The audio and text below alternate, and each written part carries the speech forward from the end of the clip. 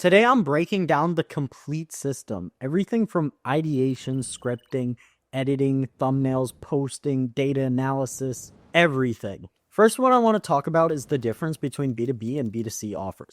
If you have a B2C offer as a coach, it's going to be completely marketed differently than a B2B offer and vice versa. So for B2C, you could hook some viewers with entertainment content. That's why you'll see some course creators put vlogs up on their YouTube channel, because essentially what they're doing is they're selling the lifestyle. Another thing with B2C is the viewers need more of a connection with the person they're watching. They want to hear a longer story. They want to feel the pain, the emotions. That's usually what causes buying decisions in a B2C person. So any social proof that hits on the viewer's pain points, like we just did this case study video for Shane, where it was a single mom homeschooling 3 kids, and she was able to do that all by herself because she started an Amazon business. So she's literally able to take care of her whole family and herself and provide everything just because she has an Amazon business. So if you think about the targeting in that video, what are we doing exactly? We're targeting a bunch of single moms. We're talking about the pain of doing this yourself, and then why the Amazon dropshipping scene is perfect for people like this. So B2B is a little bit different. Like that same scenario right there about a single mom having a hard time not being able to provide for her family, that would not work for a B2B person. B2B people buy for completely different reasons. They're going to buy because they're looking at the ROI this could generate for their business, the amount of customers they can make happy. They're going to buy because of stuff like that, not really because of changes it'll have in their lives. So knowing this knowledge, what we actually do is we take out a lot of the pain points and hooks that we write scripts for B2B, because we just want to make it as tight as possible. We don't want to waste time building a huge story or making a huge emotional connection, because we understand B2B people buy things for different reasons. Another thing to pay attention to is B2B people use completely different language. Like if I was targeting someone at a much higher sophistication level, somebody who has a successful business, I shouldn't be using words like cash or money. I should be using more words like revenue, liquid, capital, words that they speak, because you want to speak their language if you're selling to them. But using that type of language like gross profit, revenue, you start saying this stuff to a B2C person and they stop paying attention. They don't understand it. You're going to start using words like cash, getting the bag, bands, whatever you want to call it. And the thing with business offers is there's usually a lot of moving parts in it that causes a lot of objections. Now, you can objection handle in B2C videos, but pre-handling objections inside of the B2B video is crucial in lowering the sales cycle, because B2B people don't really watch videos for too long. They might put a video on 2x speed, or they might skip through it. So making sure you make your videos to handle certain objections will help that prospect show up to the call much more ready to buy. In turn, lowering sales cycles and making that 2-call close into a 1-call sale. And in B2B, it's super important that your video pre-handles a ton of objections. Usually business offers are super complex, so you need to make sure to handle every single objection.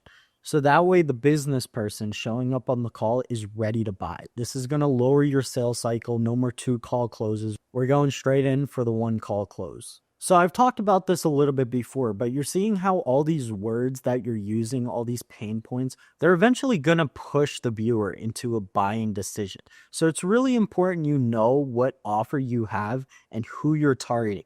And the more deep you can get into the targeting, the better the results are going to be on YouTube. When you do hyper target, you might notice less viewers actually watching your videos. But when you hyper target and you're talking to just one viewer and you're listing all the problems they have, all the pain they're feeling, they're more likely to buy. So in return, your views might half, but your sales might double. So getting really deep into the targeting and understanding the buyers that you're selling to and why they're buying in the first place will help you market for your info product on YouTube. So me personally, what I like to do as soon as I get a new client is I like to look inside their coaching program. I want to see exactly who's buying this. What age bracket are they in? What gender are they? What actual pain points are they buying because? So when I first signed my client, Shane, I originally thought Amazon dropshipping, this is going to be an offer towards a ton of young people, like kids right out of high school, mostly men. When I joined this course, I was completely raw. Everyone that was in there was all middle agers, over 30. There was wife, there was kids, there was a 50-50 split between men and women. And people were buying because they wanted to add an extra $1,000 a month to their mortgage or take their family on a vacation or even provide for their family. They were buying all for completely different reasons than a regular high schooler just straight out of school. Because that kid, he would want to buy a drop shipping offer in order to prove his parents wrong, in order to not go to college. They're buying for completely different reasons. So the pain points is different, and that has to be reflected into the script. Let's talk about how to create ideas for your YouTube channel. So if you go into your CRM database and you look at all the sales calls you were having, you look at every single objection. I was talking about this a little bit before with Shane, but he recently sent me a bunch of his sales calls, and I had the ability to look through it and look at every single objection that he was getting on the phone. So now what I know I have to do is in my marketing, I have to create videos that are tailored to handling those exact objections, because I know if I can pre-handle them in the video, the viewers that show up to a sales call, they're going to be more ready to buy.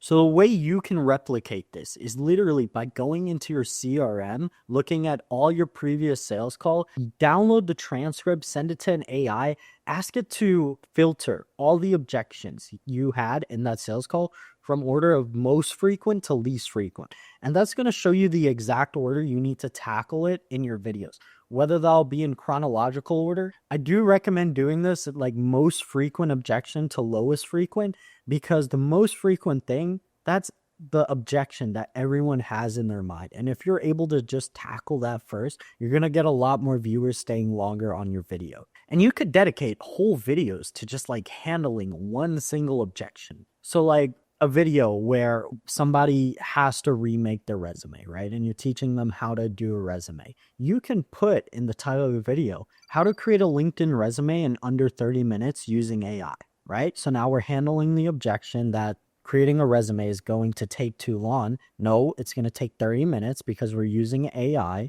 and I'm going to show you how to do it. And then second off, notice how deep I got into the targeting. LinkedIn, right? So everyone that's applying on LinkedIn or Indeed, you could also use the word Indeed, they're going to be curious to see how they can tailor their resume using AI in 30 minutes. See how many objections we just handled, and that was the title of the video? So if you have like a high ticket program, let's say it's over $6,000, and you have somebody watching all these videos that pre-handle all their objections that usually come up on a sales call, you're going to get more qualified buyers as long as they watch those videos. So when you're hitting them with the price of $6,000 for your course, yeah, sure, they might have a little bit of a shock factor, but they're going to be more ready to buy because they understand what this could change in their life or their business. So I just recently did this for another new client I just got. He sent me over his sales calls also, and I did the exact same process where I just sent it over to ChatGPT and had it list everything, most frequent to least frequent. The second most frequent thing was I need to talk to my wife first. So obviously, that's going to be a little bit harder to handle in a YouTube video. Not really worth it. But usually when somebody says they're a bad objection, there's something underlying behind it. Maybe they don't understand it. Maybe they need some time to think. They're just trying to get out of that call because they don't understand. And what I found, because this was the third most frequent objection, was the people did not understand what the deliverables of the video was. So he had a previous video up on his channel that he'd send out to anyone that was interested in purchasing his services. In the pre-call video he was sending out to people, he had the issue where he was explaining his story for way too long. This was a 30-minute video, and 15 minutes in, he's explaining his story, trying to build authority and credibility. But the issue with doing that much storytelling for a B2B offer is that the viewer can't resonate with the information you're talking about. You have to showcase how you helped people, but you have to interweave it into the story.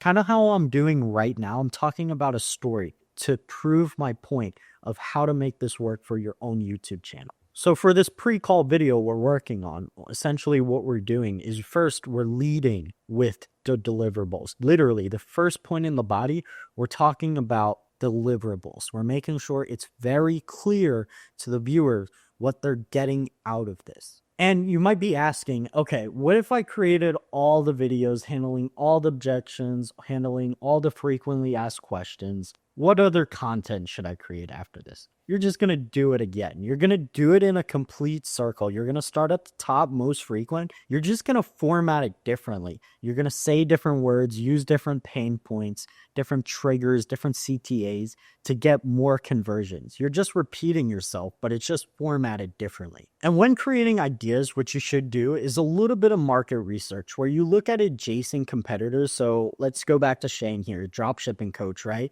Adjacent market to that. Just regular e-com dropshipping. I'm looking at what all those guys are doing, all those gurus. I'm trying to see what videos they're doing that's popping off, that's working in their market, and how can I bring this over to Shane? So we're looking at their ideas, we're looking at their thumbnails, we're trying to see outlier scores using vidIQ, and we're bringing that straight over to our client. Now that you have how to come up with ideas for your YouTube channel, let's get into the actual scripting process. And I know what you're about to say. Oh my God, I don't want to script videos. I just want to hop in front of a camera and just like riff. And let me tell you why this is going to end up horribly for you. Most people are not good speakers. They don't understand how to speak in a way where it's going to keep the viewer listening. So having structure to your speech and the overall video is going to help cut out any of the fluff a lot of people ramble about. Because the one way to drive retention up in your YouTube videos is just make it as valuable as possible. You need the viewer to be getting hit with so much information that they want to stay for longer because they have this belief that if they keep watching this video, they're going to be able to pull off whatever your promise is. So making sure that the YouTube video is not like a 2-hour long yap session or like some sort of podcast style video. It's just going to reinforce in the viewer's mind that they need to be here listening to the information, taking notes, because literally everything you're speaking about in the video is complete fire. You're dropping some sauce. So making sure that there's absolutely zero fluff in your video is a priority. That's why scripting is powerful. And I'm not saying you have to script in your notebook or you got to type on a Google Doc. No, literally use AI. AI has gotten so good at writing that you guys could literally, with just a few templates and a few transcripts you input into it, could literally script the perfect YouTube video in just like one take. But most people don't know how to use ChatGPT or any other tool to actually script their videos. All they ask for is, hey, I want to make a YouTube video about this, script my video. And then you're going to have a bunch of AI phrases. The AI is not going to know exactly who you're targeting, who your offer's for, and just how you speak. So it's really important you know how to use AI properly. So it's not putting words in your mouth and you can actually get the result you're trying to get off of YouTube, which is an ROI. So what I do is I send AI a bunch of winning scripts that have gotten a lot of views and buyers. I have it analyze that data and then I send it my client's offer along with any transcripts about him speaking about anything in the video. This is going to help tailor the information so AI knows exactly how you speak, what you're talking about, and the value you're able to provide for your viewer.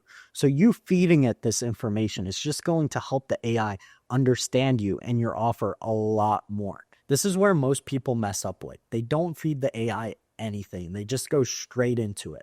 So I'll be completely honest right now, this is an AI script. Most of this is AI created, but I was literally able to create this whole script for this however long video in just under 30 minutes because I sent it everything it needed to understand my offer and how I talk. And it's not putting words in my mouth at all. All it did was just create bullets for me. And I'll show the bullets up on screen right here for you. So let's get into the actual structure of how to script your video. So in the hook, you want to have something called proof, promise, and plan. This is something Alex Hormozi talks about a lot in his videos. And you'll notice with his stuff, like proof, promise, and plan in his videos, it's very tight. And something he's been doing recently is he actually gets rid of the proof. So the hook is arguably the most important part of your video. Most viewers drop off, like 50% drop off within the first 30 seconds of a video. So making sure you nail the hook with proof, promise, and plan is just going to help show the viewer exactly what they're going to receive in this video and how they're going to receive it, while understanding that you are the authority figure and you know what you're talking about. Hey, and I understand a lot of people here might be new to YouTube. You might be getting really deep into the analytics and data. If you're noticing that the hook you created is getting a really bad watch time on your video, you can actually go into the YouTube editor. I've done this a few times for a few of my videos and also clients. Go into the YouTube studio, go into the editor. You could remove the part of the hook where people are clicking off the most from. It's integrated through YouTube, the YouTube editor. You don't have to delete the video. You don't have to upload it again. It's right there. It allows you to cut it super easy. And then when you cut that part, keep an eye on the video. Check on the watch time. See how it's doing. If you cut the bad part of the video overall should be performing better. One thing about me, I hate putting words in my client's mouth.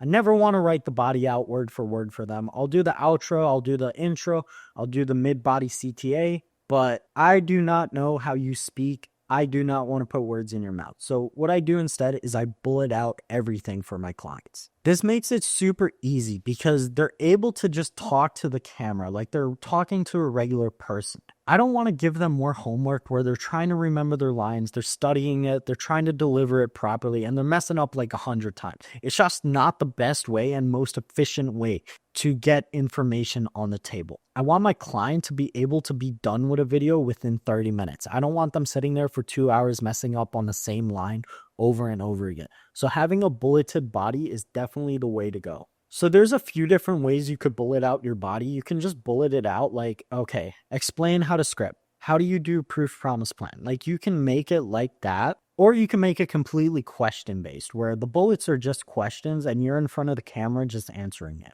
And when you do it this way, just think about how naturally you're going to feel. Like it's not going to feel like some scripted VSL that we see literally everywhere. It's just going to be more direct because you're talking to the viewer, you're talking to the camera, right? And everything you're saying is just off the dome. It's going to feel more natural. I don't want to put words in my client's mouth, and you guys should not be reading word for word scripts because your viewers can tell. So I know this question is going to come up a lot, but how do I balance teaching versus selling? And you have to find a way to interweave the two. So throughout this video, you've heard me talk about some of my own clients, and you've heard me talk about some results that I've gotten and how I treat them. So what I'm doing here is I'm making it apparent that I work with people on some sort of an offer. That's how I'm interweave it, that there is something that you can buy from me. And I'm teaching you about YouTube. So the way to do it is just by using a bunch of examples and stories that you have in order to sell to your viewers. And look, if you're trying to get these videos for your YouTube fully scripted out, we also handle the editing, thumbnails, posting, all the ideation for you, literally everything for your YouTube channel. Click the link in the description to book a call with me and my team. So let's talk about thumbnails for your videos because this is something that a lot of people mess up on. They use these templated thumbnails and it's just copy and pasted and it looks like somebody off of Fiverr created it. Thumbnails are a tool. They're not a piece of artwork. Their main purpose is to drive conversions, right? But the way you drive conversions is by resonating with the viewer. So recently at the agency I work at, there was a thumbnail we were working on where the thumbnail designer put a striped logo on the thumbnail. But this is a B2C video. How many regular people, like if you went to go talk to your mom or your dad or maybe your cousin, some sort of teenager, and you showed them the striped logo, how many people would actually know what that is? You're not hitting your target market by just showing that, right? So what's a logo that people actually resonate with? Consumers, right? Maybe it's PayPal, maybe it's Cash App, maybe it's Zelle, right? Maybe it's a check, right? You need something that resonates with the viewer because remember, there's two different types of people. There's B2C viewers and there's B2B viewers. So you want to make sure you're creating thumbnails that actually resonate with them. So this is something that's super common for people with YouTube channels is they'll take a look at their competitors like Iman Ghazi, they'll look at Alex and Mosey, and they'll just copy their thumbnails and they'll wonder why they're having low click-through rates. Well, it's because their face has more authority than yours. Their face is enough to warrant a click from the viewer, because they have a reputation of always providing value, of always making viewers happy. You, when you're just starting your YouTube channel, do not have that same level of authority with your face. People don't recognize you. People don't see your face and they're like, oh, this guy, every time I watch one of his videos, he always gives me value. I'm going to watch his video. No, they don't have that thought process. So you need more visual elements that the viewer resonates with in order to drive that click. And remember, there's a difference between B2C and B2B. B2C people click for a completely different reason. B2B people click for a completely different reason. For some B2C thumbnails, you need to make them more colorful. You need to have a crazy face up where you're going, right? You need to do more stuff in order to drive that click. And then for a B2B person, you want to look more professional, more serious. You want to show money screenshots, Stripe dashboards, stuff like that. I think the number one issue I see with a lot of channels is they don't understand the B2B to B2C differences. So they'll have a B2C offer, but their thumbnails look way too professional, like all B2B. And just making sure you understand that you copying what the top guru is doing might not hit your target. So it's really important you understand your buyers and why they're buying from you and what videos they actually want to click on. Another issue I see is people are focusing way too much on a curiosity gap. So that's something where you'll put in the thumbnail, like the top 5 reasons why your business is failing. And they'll put that in the thumbnail, but they're not really hitting on exactly what you're going to learn in this video. So maybe you'll show like 5 red boxes and one of them sells CAC, one of them sells LTV, one of them says like 2-day response times, right? And you're just listing stuff, but you're being more direct. You're getting rid of that curiosity gaps. And sure, channels that are bigger that do curiosity gaps, they work much better because once again, their face is enough to warrant a click from the view. But with you having a B2B offer, you might want to be more direct as possible. You don't want to waste a rich person's time. That's the one thing they care about is their time. They have unlimited money. The thing they don't have unlimited of is time. So you being as direct as possible, what they're going to learn in this 10-minute video, 30-minute video is just going to build up a reputation of always giving value and being as quick as possible. I know what you're thinking. How do I hire a thumbnail designer that understands my market like this? And to keep it short, you could just hire us. We'll have an offer for you. Just hop on the phone with me and we'll get you situated. Or I could actually show you how to hire a thumbnail designer. So what I like to do is I like to go on a platform known as X, formerly known as Twitter. So I'll make a post looking for thumbnail designers. Comment a picture of your most recent thumbnail. And what that's going to do is it's going to make a lot of people comment their thumbnails.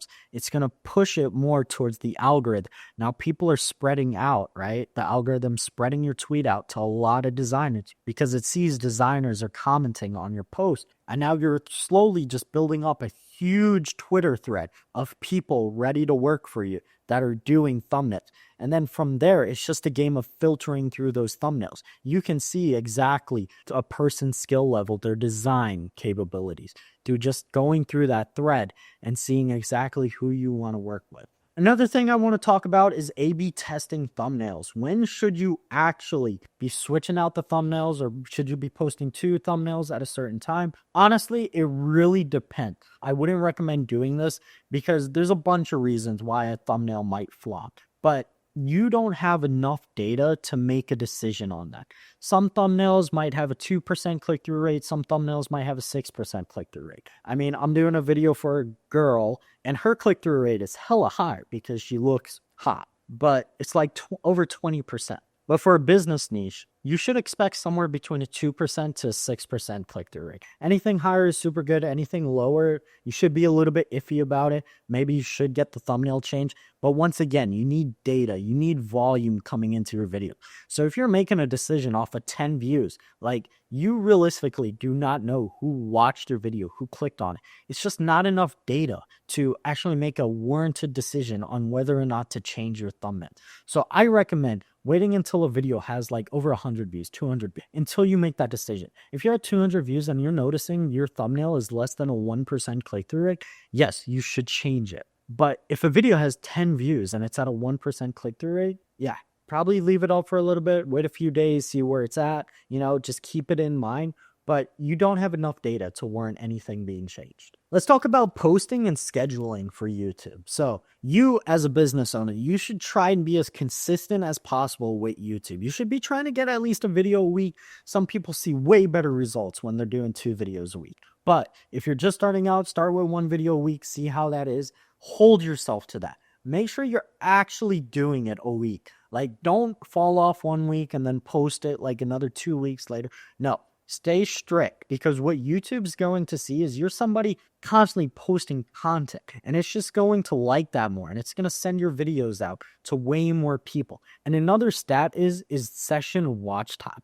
Not a lot of people talk about this. They always talk about average view duration on one video, but having session watch time as the key metric you're paying attention to is going to help you out so much more. And what session watch time is how much time somebody is spending on your YouTube channel. So they might start on one video, watch half of it, and then they might jump to another video and watch the full amount. Then they'll jump to a shorter one, just watch like a few minutes of it. But overall, if they're like inside your YouTube channel, watching a bunch of videos, staying for an extended amount of time, that's what YouTube cares about.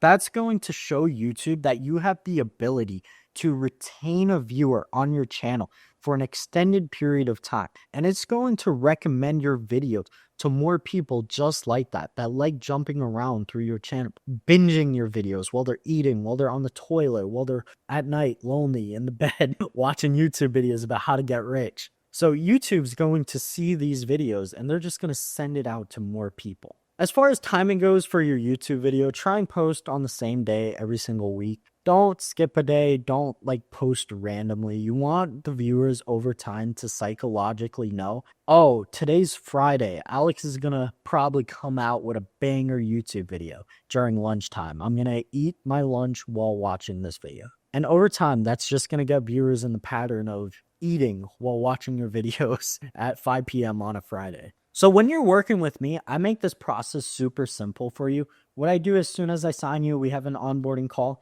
Few days later, I'm hitting you with all the scripts. I'm giving you all 4 scripts or however much you paid for. And then from there, what the process is you're going to read those scripts, going to review them, add any comments, change a few words. Just understand what the scripting process, I can only get it 70% good. This is a huge head start for you instead of doing it all yourself. Of course, I might mess up. I might not know like a few little things about your business or how you talk about some things, but that's where you come in and you make your comments. You can add it yourself or either tell me and explain it to me so that way I can get better over time writing your content. But what this allows you to do is it allows you to see all 4 video ideas, the beginning of the month for you. So now you can plan your schedule around recording them. And plus, when you get it up front, you can record videos like one after the other on the same exact day. You don't have to wait a week to record another video. You can do it literally right there in just like one session for 2 hours. Now, I know what you're thinking. Maybe 2 hours is a little too long. So just do 2 videos, like in one batch, 2 videos, and then wait another week and do another batch, 2 videos. Now you have content for the whole month just by batching it up into 2. So let's talk about educational content here. So I know a lot of people are thinking that, hey, if I give away all the information that I know, wouldn't people just like take it for free and just run away and never pay me? And for some people, sure, they might do it. But the thing is that they're going to run into certain problems that you never talk about how to solve in your YouTube videos. You're going to just give them surface level advice that gets their foot through the door and gets them started. But they're going to run into issues, whether that's with account metrics or whatever offer you're selling exactly. So when they run into those problems, that's how you pitch them on your paid services. You're just helping them get started, showing them it's possible. And then when they run into the problems, that's where you come in. Let's get into data analysis. What data points should you actually be looking at to attribute to buyers? So first off, you have to think of your YouTube channel as a funnel. You have top of funnel content. That's going to be like your how-tos, your actionable stuff, things people are searching for. Then you're going to have your middle of funnel content where you're doing a little bit of authority building, you're showing deep knowledge of stuff. And then you have your bottom of funnel stuff, which is going to be irrefutable proof that you know exactly what you're doing and you get results for other people. So this is going to be stuff like case study interviews, breakdowns, stuff like that. So when you have a ton of these videos, it actually gets very difficult to understand the buyer's journey. Like, what videos are they looking at? You don't know if a video that had 100 views versus your 1,000 view video played a part in the viewer's journey. but having it up is just good for the ecosystem on YouTube. That viewers will be able to find that video and they'll maybe make a purchasing decision off of it. So you should never really be deleting videos or thinking that, oh, this video flopped, because you don't know what's going to cause the actual buy from your video. Same exact psychology with ads. People turn ads off all the time, but you don't know if just having that one ad actually did more for the buyer's journey. And then when they get a retargeted ad and they click off of that, that's actually what drove the click. But the video before that technically flopped and then drive that click, you don't know if it was just good for them to see. And it's the same exact thing with YouTube videos. So the metrics you should be looking at is watch time. We want to look at watch time. A lot of people try to post short form content, reels, and their watch time is completely shit because the amount of time a viewer spends on your page is very low. But with YouTube, you have the ability to build a very deep connection with each viewer. They're able to spend an elongated time with you, not just seeing a random tweet, scrolling past it the next second, not just clicking an Instagram short, watching it, scrolling, then watching a cat video. It's a very different experience when a video is done right and it's packaged properly. The viewer understands that they're going to sit here and watch this hour-long video of you talking for an extended period of time, because YouTube people are much different. They're watching a video to learn something. So you get all that time with them where you're able to pre-handle objections, you're able to answer frequently asked questions, and you're able to teach them on top of selling your services or courses. So the most important metric is definitely that watch time. If you post a video and you're noticing that the watch time is very low compared to your other videos, it is probably a bad video and you should look into why people were clicking off. Maybe you sneezed in the middle of the video. Maybe you coughed. Maybe you said something in a way that made no sense, that now the viewer is confused and they just want to click off the video. So you should look at the watch time metric and when people are actually clicking off. Those are definitely the most important metrics. Something to take note of too is each buyer has a different journey. They may have saw an ad from you and then they saw a YouTube video of you. They watched the YouTube video, then they signed up for the newsletter through your Instagram or something. It all intertwines. A lead might come from a bunch of different places. They might follow you on Twitter, Instagram, newsletter, email, whatever it might be, right? And then they see that ad and they click because of it. But their buyer's journey was mostly on YouTube. YouTube did most of the nurturing for you. It wasn't really that ad. They just clicked on it because they saw the offer and they realized it was you, the person they saw in their YouTube video. But what YouTube's really good at is just nurturing people, lowering that sales cycle. So having a trackable metric for that, it's very difficult to have. But the best way you can track it is during the closing call. You can ask the prospect, hey, have you seen my YouTube content? And then from there, you'd be able to understand the effect that YouTube is having on your sales process. Let's talk about building your content team. And obviously, if you're trying to get this done for you, we literally do the ideation, the scripting, editing, thumbnails, posting, literally everything for you. If you're trying to get this all done for you, just click the link in the description. But I'm going to show you how to hire for yourself. So when you're trying to build a content team, I think the most important thing that comes into play is actually having an editor that understands your buyers, the psychology of why they're buying, and how to make you look as professional as possible. So recently there's been this thing I've been seeing where a lot of B2B channels, they just hire a Fiverr video editor, hella cheap, $5 an hour, whatever the fuck it might be, right? And what this guy is doing is he's just executing on your video.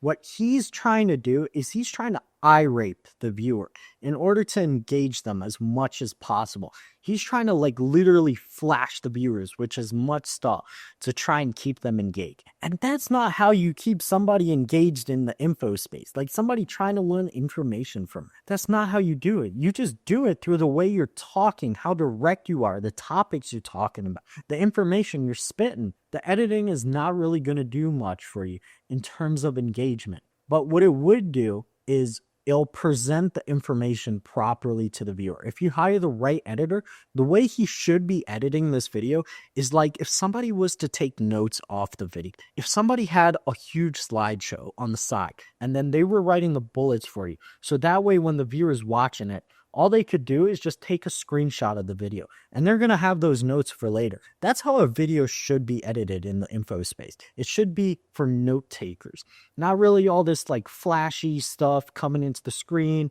bunch of animations and random shit flying across my face. No, that's not how a video should be edited at all. And it really depends on your target too. Like the older people, you shouldn't be trying to irate them with animations, right? They just need a little bit of stuff here and there just to like get the point across.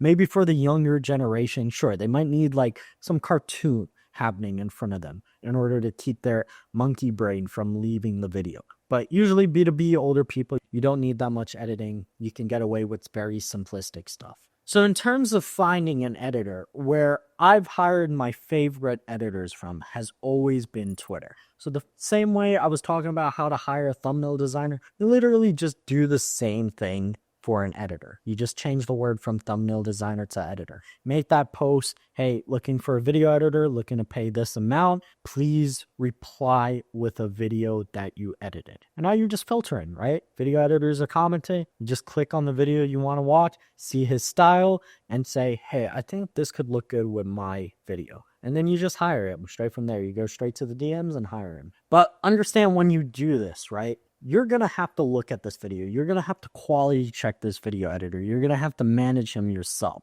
right? And if you're pumping out a lot of content, you might even need like multiple team members on this. On top of the thumbnail design, maybe you're up in the big leagues. You have a content strategist. Maybe you have a copywriter.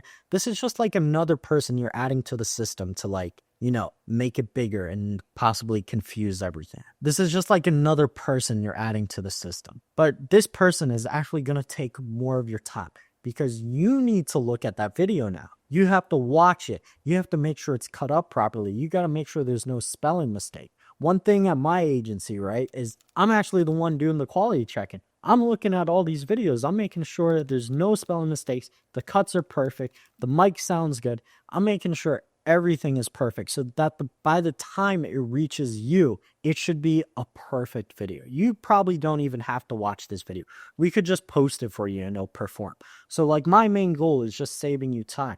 But when you hire an editor, you're actually losing a lot of your time. Because you might be hiring this editor, he might be from a separate country, he might be having a whole lot of spelling mistakes, he doesn't understand this about your business, he didn't do the research, he's just putting up whatever looks pretty for him. And I actually have a system where maybe you guys could copy this, but I test the editors. I make them do like a short 30-second trial. I don't really pay them for it. Some people I might pay if I think they have the skills and I want to see how they do on my stuff. But usually I don't pay for a 30-second trial.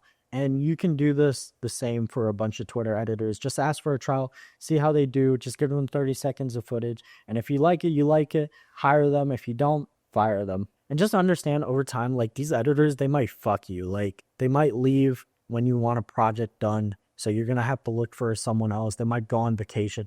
Some of them, you don't even know what the fuck's going on in their country. Like they're probably getting struck by lightning. There's a huge war going on, delayed a bunch of shit. Like you don't know what's going on. So having multiple editors is actually the way to go because you need your videos out on time. And I already have multiple editors that I've been working with. We've tested, made sure they're good. And if one person's not able to edit it, we're just going straight to the next person that we know does quality work. But when you're in the situation where an editor tells you, hey, it's raining, my internet's down, and you need that video up, now you're going to be scrambling trying to find another video editor. So working with an agency like me definitely solves that problem because we got a bunch of editors on deck. Let's talk about the actual YouTube sales funnel. How do you convert this viewer into a buyer of your course, whether that's high ticket or low ticket, right? But we're definitely aiming for the higher ticket stuff because YouTube allows you to spend this extended period of time with someone. By the time they hop on that sales call and you pitch them on that 6K package, you better expect them to be ready to pay that invoice. So at the end of every single video, you should have a CTA to click the link in the description to book a call with whatever offer you have. Just make sure it's clear. You list out why you need to book a call, what problems you're going to solve. Just make it super clear and direct. And then in the middle of the video, you're going to have a mid-roll CTA. Right after you build a lot of social proof, maybe you just talked about a story or an example where you helped a client achieve X results in Y time frame, then you could hit them with the CTA. And then in the description, what you're going to do is you're going to have the link be the first thing people see in the description. So now when you give that CTA and they're looking in the description, it's literally the first thing they're looking at. So there's a bunch of different ways to exactly capture this viewer into a buyer. Maybe you might have a lead magnet at the end of the video that you want to capture some emails or anything. Yeah, definitely hit them with the lead magnet there. Like, this is a free YouTube video. If you're offering another thing for free, they're more likely to convert, and you're capturing their email or their phone number or whatever it is, right? So over time, you can nurture them with more stuff. Or you could just CTA another video, right? Like, if I have a video for Shane that's a full course guide, and I have a video explaining the best way to dropship, that's like one video that I can have, and then I'll CTA the long form like course video for implementation. But I'm selling them on the model of dropshipping, but I'm showing them this video on how to implement this for themselves. And once again, think about the session watch time. Think about chaining all your videos together. Exactly how I was talking about for Shane. Everything's chronological. Like, we have that full guide video up. Now we're making videos like, okay, I have everything set up. Okay, how do I get sales now? How do I list my product? Like, we're literally going in chronological order. So that way our session watch time is going to be much larger amongst the viewers. So once again, tracking the actual ROI is very difficult from YouTube. I know there's a few softwares like Hyros, RevTrack, but I still think that the best way to actually track the way that YouTube is affecting your business is just by asking your buyers, did you watch any of my YouTube? And just having that simple question right there will let you know that YouTube is having an effect on your business. Because once again, they might have watched a YouTube video and then they're scrolling on Instagram and they see an ad from you and then they click. Did that ad really do all of the work, or was it the YouTube video before that? And the only way to know that is literally just by asking them, hey, did you watch a YouTube video from me? So once again, I just want to hammer in how important it is for you guys to pre-handle objections in your videos. You doing this just shortens the sales cycles of your buyers tremendously. You just handling a few objections that always come up during sales calls and having them watch this content before hopping on a call with you, like, those questions are never going to happen on a sales call. Like, your closers are never going to have to deal with that. And sure, some questions might be like super deep that your closers might not even know to handle. So it's definitely better that you handle it in a video and you make the job of your sales team much easier. Sure, you might already have some killers on your sales team. They know how to handle everything A to Z, every single objection, but you lowering that sales cycle allows you to literally 2x the amount of volume that they're able to do, because they don't have to explain the same thing over and over again to multiple different prospects. Their 1 hour sales call could literally just be 30 minutes and then they're hopping into another one. So you're seeing how this could like literally just 2x your business just off of like these nurturing videos that pre-handle objections. And you can also like use these YouTube videos in your newsletters. Like, take the transcripts from these YouTube videos, put them into ChatGPT, put them into some sort of AI, have it come up with a newsletter that you could send out to your email list. And like, hey, if you wanted to see like my full video breaking this down, link is in the description. Now you're repurposing your content. You could post that on the newsletter. You could post that on Twitter. You could use that in LinkedIn. You could even chop up parts of the videos, post it up on Instagram, right? Like, now you're repurposing this one asset that you have, which is your YouTube long form video, and you're spreading it out amongst platforms, driving traffic to it.